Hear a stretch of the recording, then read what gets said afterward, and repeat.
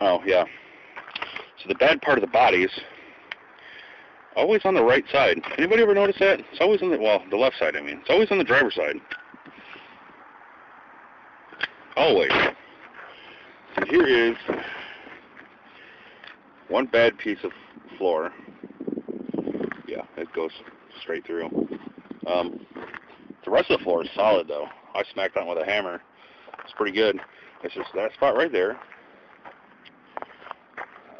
That spot there, which I don't even give a shit about.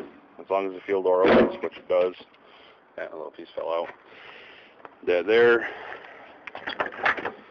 And this here, which I don't quite like because that happened in my Blazer. And I started getting so I couldn't close the door because it starts sinking down right there. But, I mean, the rest of this is solid, so it should be good. Good and solid. There's a little bit of rusting up here. Then they had one of those little visors on here, but they never plugged the holes. So I'll get some Bondo and seal those up.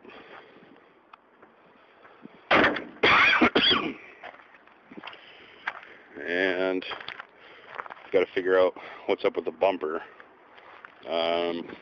I see there was something happened right here. A good something happened right there. So that's probably what smacked the bumper backwards. I'll probably just take it off and see what's wrong with it. Maybe I can re-bend it out or something. Because it's probably something to deal with the mounts on the inside got bent, like collision safety thing or some shit. But this is what I really don't want to do. You know,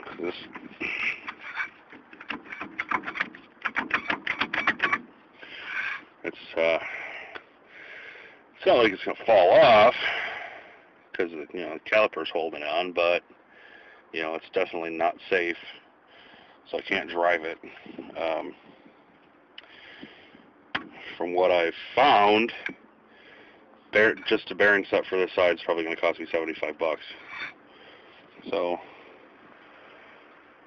we'll see. Like I said, I've only got I've only got $300 cash into this thing. In the junk motorhome that I traded. So I figure I get $600 if I take it over the scales, which I don't want to do because it's actually in pretty decent shape. People are always looking for these. So I paid $300. I've got $300 I can put into it before I start actually losing money. And I had to buy a compression gauge. That cost me $30. Because, funny thing, AutoZone, Advanced Auto, none of those places had one to rent. Fuel pressure gauge. I don't need any of that. Anywho, so I got $30 into the tool. Then I've got, let's see, 2 filters, 2 jugs of oil. That's another $40. And then I had them order me a 1-piece rubber gasket that was $21 after tax.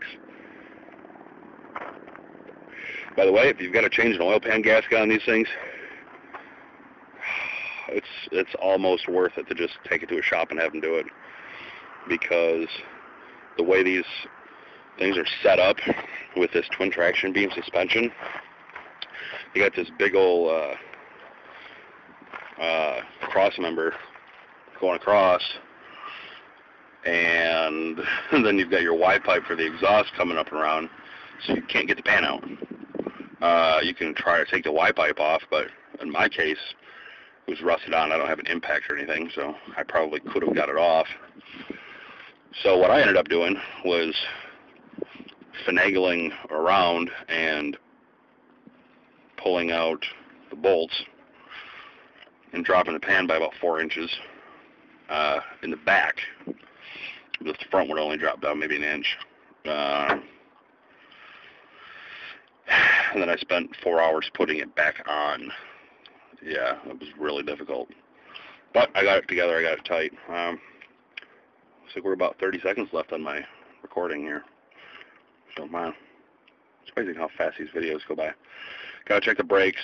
They don't work very good. They stop.